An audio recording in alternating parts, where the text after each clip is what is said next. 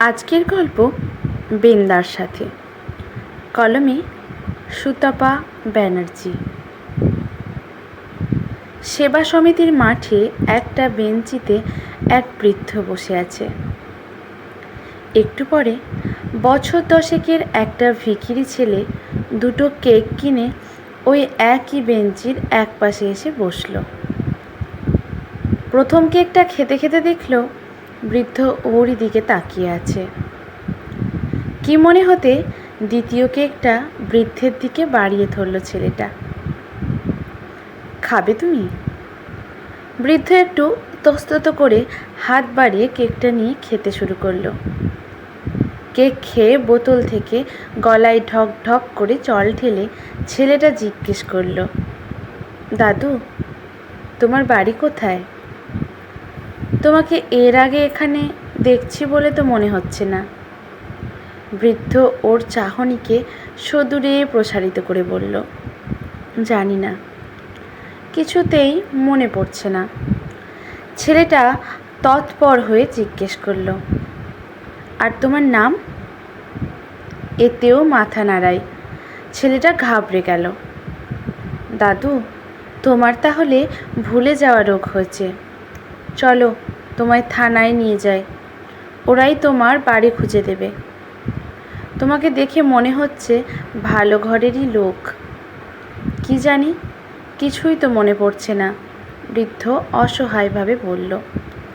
আচ্ছা, তাহলে আমাদের বাড়িতেই চলো। যদিও মা দমে গালাগাল দেবে, গায়ে মেখো না। চলো চলো, তাড়া লাগায় ছেলেটা। তোর নাম কি রে? বৃদ্ধ আলতোভাবে জিজ্ঞেস করলো। আমার নাম বৃন্দাবন, সবাই বেন্দা বলে ডাকে। 4 ক্লাস অবধি পড়েছি, তারপর বাপটা মরতে ভিক্ষে করে সংসার চালায়। বেন্দা এক নিঃশেষে বলে গেল। তাহলে তো আমি গেলে তোদের খুব অসুবিধে হয়ে যাবে। বৃদ্ধের কাতর ভাব দেখে বেন্দা চটপট উত্তর দিল, তোমাকে বাড়ির কাছাকাছি কোথাও চট পেতে বসিয়ে দেব, বেশি দূর হাঁটতে হবে না, ওখানে বসেই ভিক্ষে করতে পারবে। তাহলে তো আর আমাদের ঘাড়ে বসে খাওয়া হলো না। বেন্দার সহজ সমাধানে বৃদ্ধ কি উত্তর দেবে ভেবে পেল না। বেন্দা যা অনুমান করেছিল তাই হলো। ওর নতুন দাদুকে দেখা মাত্র ওর মা তেলে বেগুনে জ্বলে উঠে বলল, নিজেদের খাওয়ার জোগাড় হয় না, আবার ওই ঘাটের মরাকে কি করতে নিয়ে এলি? ভাতারটা মরে এই এক বিচ্ছু ছেলে রেখে গেছে আমার হাড় জ্বালাতে। নিজের ঘর নাইকো চাল, পরের তাল তরে তুলল তাল। এত বাক্যবাণে নতুন অতিথি পায়ে পায়ে পেছোবে কিনা ভাবছে, অমনি বেন্দা খপ করে হাতখানা ধরে। মায়ের কথা ছাড়ো তো, এখনই রাগ গলে জল হয়ে যাবে। তুমি থাকলে মায়ের একটা অভিভাবক হবে তো নাকি? না হলে তো চারিদিকে হয় না, আর শকুনের দল ঘুরে বেড়াচ্ছে ছিঁড়ে খাবে বলে। এই ছোট ছেলেটার জন্য বৃদ্ধের মনে মায়া জেগে উঠল। এরকমই কাউকে কি আগে কোথাও দেখেছে? ভাবতে ভাবতে মাথাটা গুলিয়ে উঠল। মুখের ভাব দেখে বেন্দা, আরে না গো দাদু, তোমাকে আর দুঃখ পেতে হবে না। স্থির হয়ে বসো দেখিনি, মা স্টোভ চালিয়েছে, এখনই চা পাবে। কদিন থাকার পর বেন্দার নতুন দাদু উসখুস করতে করতে বলল, বেন্দা রে, আমার দ্বারা না ওই ভিক্ষেটা হবে না, তার চেয়ে বরং কটা ছেলে মেয়ে পড়ায়। দাদুর এই প্রস্তাব লুফে নিয়ে বেন্দা, বাহ, এ তো খুব ভালো কথা, তার মানে তুমি মাস্টারি করবে। চিন্তা করো না, আমি ছাত্রছাত্রী জোগাড় করে দেব।